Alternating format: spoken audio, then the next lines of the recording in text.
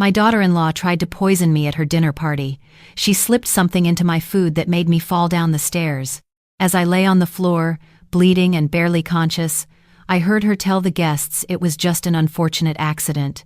"She's so clumsy at her age," she said, her voice dripping with false concern. But what my daughter-in-law didn't know was that I spent 40 years as an ICU nurse. I recognized the symptoms immediately.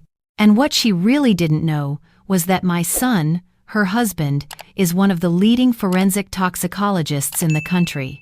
Before we begin, if you enjoy stories like this, please subscribe to Twisted MNT Stories and like this video. Write in the comments what state you're watching from. I'm very curious to know. Enjoy listening. The evening started like any other Friday at my daughter-in-law's pristine townhouse in Arlington, Virginia. Crystal had invited me over for what she called a small dinner gathering. "Just a few close friends," she'd said on the phone, her voice sugary sweet. I should have known better. In the 3 years since she married my son Michael, Crystal had never once invited me anywhere without an ulterior motive. I stood in her marble foyer, clutching a bottle of wine I'd brought, and watched her glide through the crowd of guests. She wore a white silk dress that probably cost more than my monthly pension, her blonde hair swept into an elegant updo. Everything about her screamed money and refinement, everything except her eyes. When she looked at me, those blue eyes went cold and hard, like chips of ice. "Margaret, you made it," she said, kissing the air beside my cheek. "Come meet everyone." The living room was full of people I didn't know. Young professionals in expensive clothes, holding wine glasses, laughing at jokes I couldn't hear. They barely glanced at me as Crystal pulled me through. I was just the elderly mother-in-law, a relic from another generation, not worth their attention. Michael appeared from the kitchen, and my heart lifted. My son, my only child, tall and handsome, in his navy blazer. But the smile he gave me was tired, strained. He worked long hours at the NIH laboratory, often coming home after midnight. I could see the exhaustion in his face. "Hi, Mom," he said, hugging me. "I'm glad you could make it. Where else would I be?" I smiled, but inside, I felt the familiar ache. We used to be so close, Michael and I. After his father died 10 years ago, it had been just the two of us. We'd had dinner together every Sunday, talked on the phone every day. Then Crystal came along, and slowly, carefully, she'd built a wall between us. Now we saw each other maybe once a month, always at her invitation, always on her terms. "Michael, darling, can you help me in the kitchen?" Crystal called, her hand on his arm. "The roast needs carving." He disappeared, and I was alone again. I found a seat on the white leather sofa, perched on the edge like a nervous bird. The conversation swirled around me, talk of stock portfolios and Mediterranean vacations and who was buying what in Georgetown. I sipped my wine and stayed quiet, feeling increasingly out of place. Dinner was served at 8. Crystal had set a beautiful table, all white linens and silver candles and bone china that probably cost a fortune. I found my place card at the far end, next to a woman named Brittany, who worked in lobbying and spent the entire meal talking on her phone. The food was elaborate. Some kind of fancy roast with herbs I couldn't identify, vegetables arranged like artwork, sauces drizzled in patterns. Crystal watched me from the head of the table as I took my first bite. "How is it, Margaret?" she asked, loud enough for everyone to hear. "Not too sophisticated for your palate, I hope." A few people laughed. I felt heat rise to my cheeks but kept my voice steady. "It's delicious, dear. You've outdone yourself." I continued eating, trying to ignore the way Crystal's eyes tracked my every movement. About halfway through the meal, I noticed something odd. A slight bitterness underneath the herbs, a chemical aftertaste that didn't belong. I paused, fork halfway to my mouth, and looked down at my plate. The sauce had an unusual sheen to it, and the meat seemed to glisten differently than everyone else's. 40 years of nursing had taught me to trust my instincts. Something was wrong. I set down my fork and reached for my water glass instead. Crystal's eyes narrowed almost imperceptibly. She stood, graceful as a dancer, and came around the table. "You're not eating," she said, her smile bright and false. "Is something wrong with the food?" "Just feeling a bit full," I lied. "It's rich, and my stomach isn't what it used to be." "Oh, but you must try the potatoes," she insisted, reaching for my plate. "I made them especially for you. Your favorite recipe, remember? The one you shared at last year's Thanksgiving?" She was right. They were my recipe, the simple garlic mashed potatoes I'd made for Michael since he was a boy. But something about the way she said it made my skin crawl. "I remember," I said carefully. "How thoughtful of you." Crystal spooned a large portion onto my plate, her movements deliberate. "Eat up," she said sweetly. "You're looking so thin lately. We worry about you, don't we, Michael?" Michael looked up from his conversation, distracted. "What? Oh yes, Mom, you should eat more." I looked at my plate. The potatoes were creamy and perfect, exactly as I'd made them 1,000 times. But that same instinct that had saved countless patients in the ICU was screaming at me now. Something was very, very wrong. I pushed the food around my plate, pretending to eat while actually taking tiny bites that I could spit discreetly into my napkin when no one was looking. Crystal watched me like a hawk, her smile never wavering. After a few minutes, I excused myself to use the restroom. In the bathroom, I stared at my reflection. My hands were trembling slightly. Was I being paranoid? Crystal didn't like me, that much was obvious, but would she actually try to harm me? I thought about the way she'd insisted I eat. The strange taste in the food, the way she'd watched me so intently. I pulled out my phone and texted Michael. "Not feeling well. Going to head home early. Don't worry. Just tired." When I came back out, Crystal was waiting in the hallway. "Leaving so soon?" she asked, blocking my path. "I'm not feeling well," I said. "Just gonna call a cab." "Nonsense. You haven't had dessert yet. I made your favorite, chocolate cake. I really should go." Her hand shot out and gripped my arm, her fingers digging in hard. Her smile never faltered, but her eyes had gone completely dead. "I insist," she said quietly. "It would be rude to leave now." I looked at her hand on my arm and something clicked into place. This wasn't just about not liking me. This was something darker, more calculated. I thought about my house, the beautiful old Victorian in Alexandria that had been in my family for 3 generations.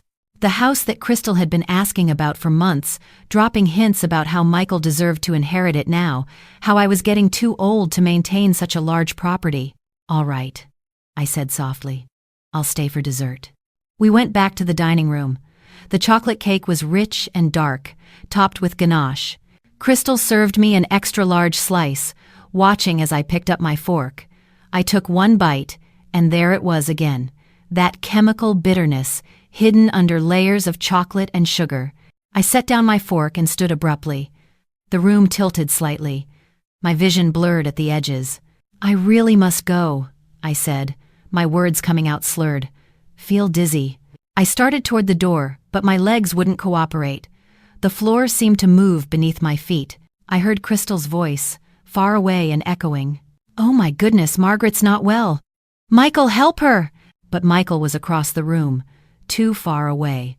I reached for the banister of the stairs leading up to the 2nd floor, trying to steady myself, but my hand missed. The world spun violently, and then I was falling backward, tumbling down the 5 steps I'd just climbed. I hit the marble floor with a sickening crack. Pain exploded through my right hip and shoulder. I could hear screaming, people rushing over, but it all sounded like I was underwater. Through the haze, I saw Crystal's face above me, and for just a moment, before she arranged it into an expression of horror, I saw satisfaction in her eyes. "Call 911!" someone shouted. "She fell down the stairs." Crystal's voice, trembling with false emotion. She said she felt dizzy. I tried to catch her, but it happened so fast. "Oh God, Michael, your mother!" I wanted to speak, to tell them what had really happened, but my tongue was thick and useless. The room faded to black. I woke up in Fairfax Hospital 12 hours later. Michael sat beside my bed, his face drawn and pale. When he saw my eyes open, he grabbed my hand. "Mom, thank God. You've been unconscious all night. You have a fractured hip and a severe concussion." I tried to speak, but my throat was dry.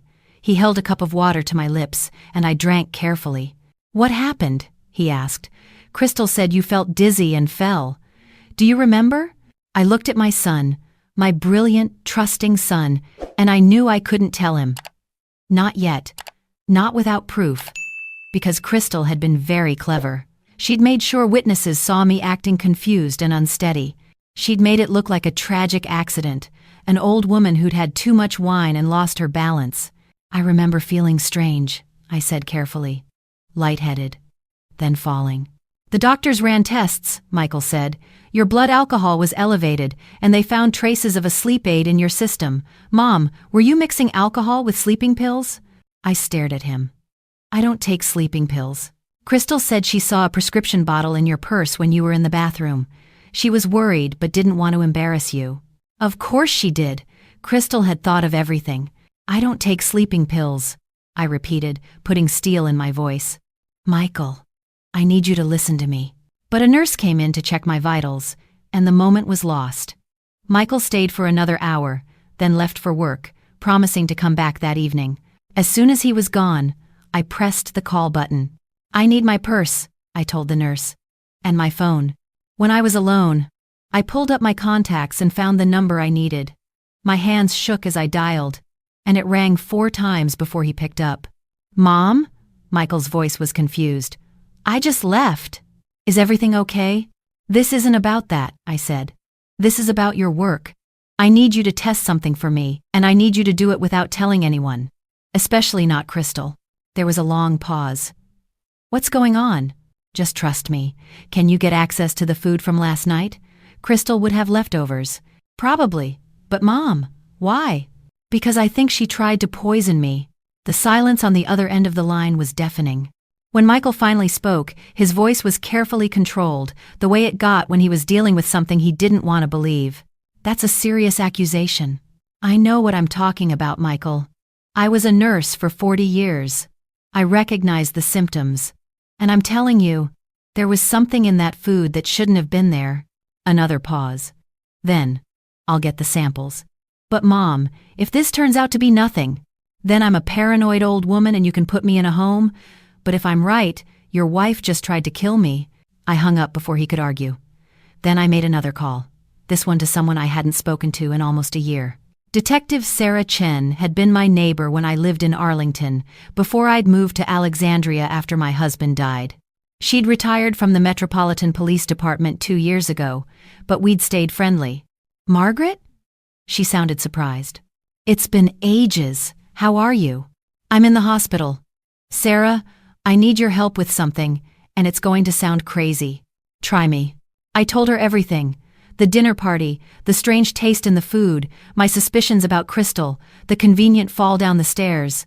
Sarah listened without interrupting, and when I finished, she was quiet for a long moment. You're sure about this? As sure as I've ever been about anything. Okay. I have a friend who still works in homicide. Let me make some calls. In the meantime, don't eat or drink anything Crystal brings you. In fact, don't let her anywhere near you alone. She won't visit. She'll wait for Michael to tell her I'm awake, then she'll show up with flowers and tears and play the concerned daughter-in-law. You know her well. I've been watching her for 3 years, Sarah.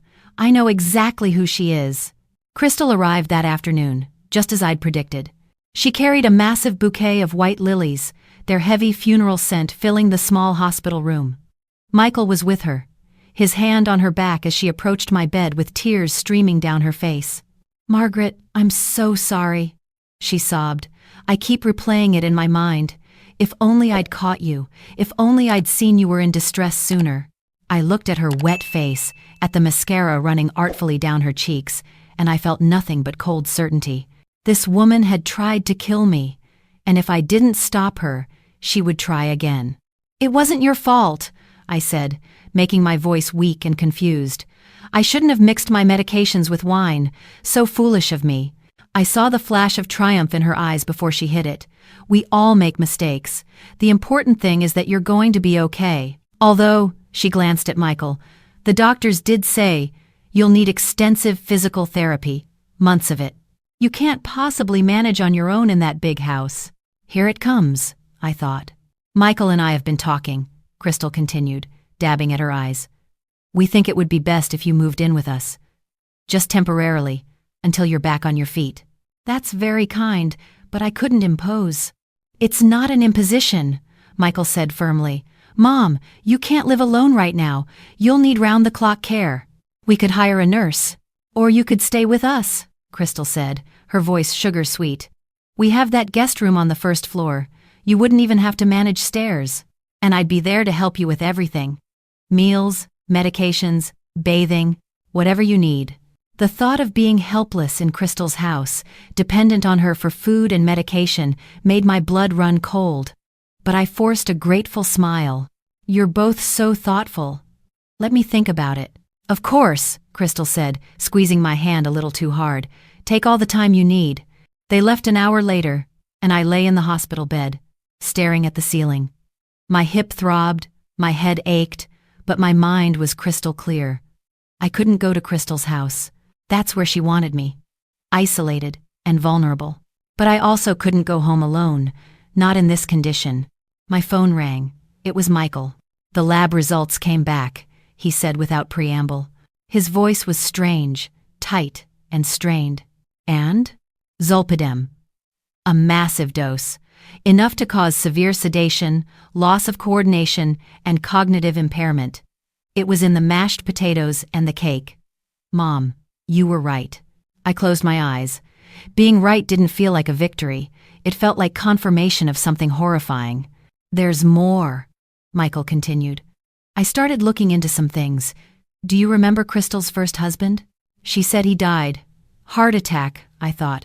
His name was Robert Hartley. He died 5 years ago. I found the death certificate, cardiac arrest. But... He paused. I talked to his sister tonight. She said Robert changed his will 2 weeks before he died, leaving everything to Crystal. She said Robert had been acting strange for months before he died. Dizzy, confused, weak. The doctors thought it was stress, but his sister always suspected something wasn't right. The pieces clicked together in my mind with awful clarity. Where did Robert die, Michael? At home. Crystal found him collapsed in their bedroom. She inherited his house, his savings, everything. And what happened to the house? She sold it 6 months later for $1.2 million. I thought about my Victorian in Alexandria, worth close to $2 million in the current market. I thought about Crystal's interest in my will, her casual questions about who would inherit.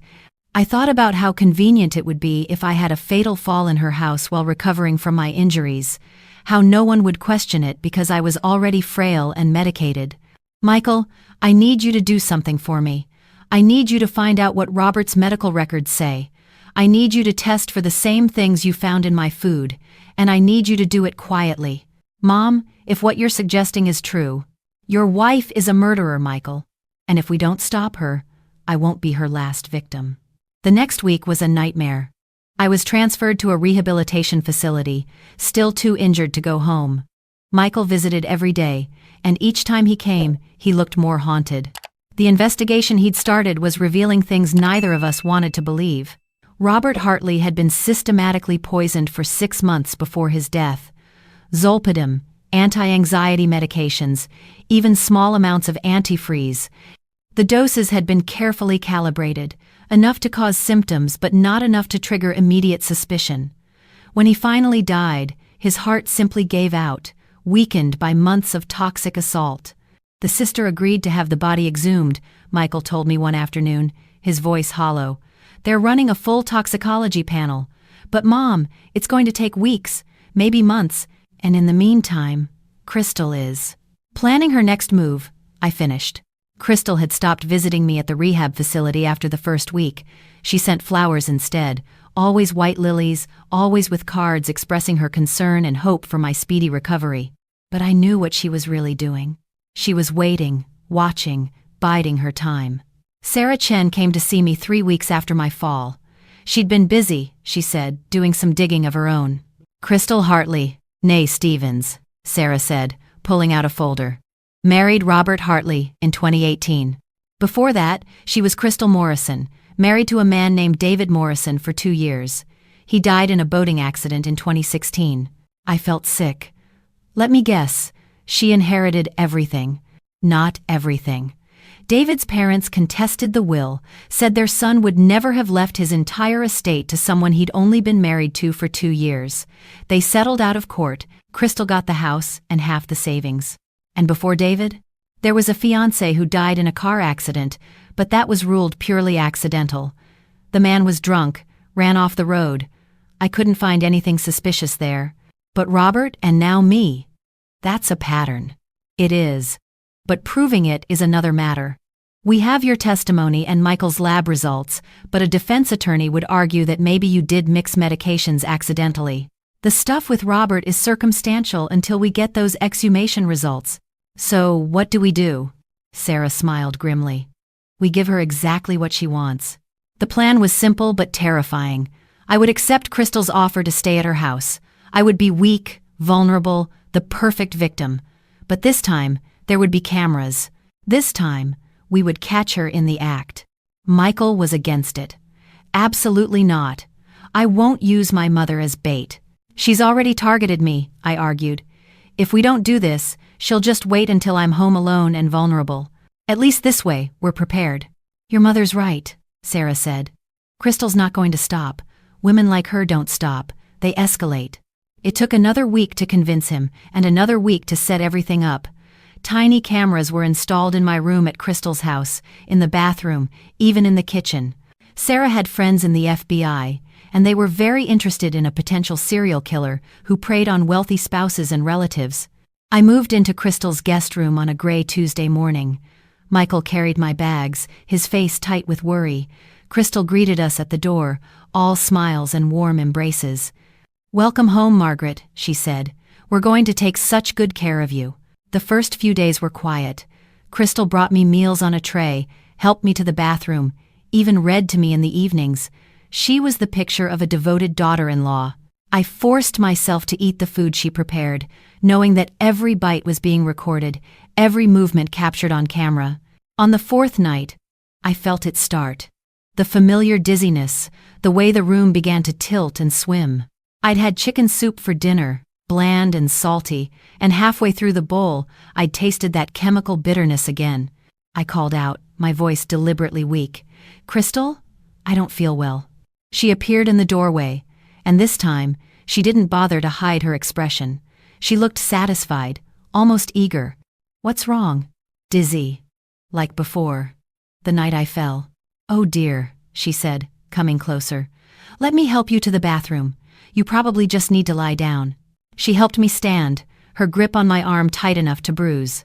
We walked toward the bathroom, but instead of going inside, she steered me toward the stairs. "Wrong way," I mumbled. "Bathroom's there." "I know," she said softly, "but there's such a nice view from upstairs. Don't you want to see it one last time?"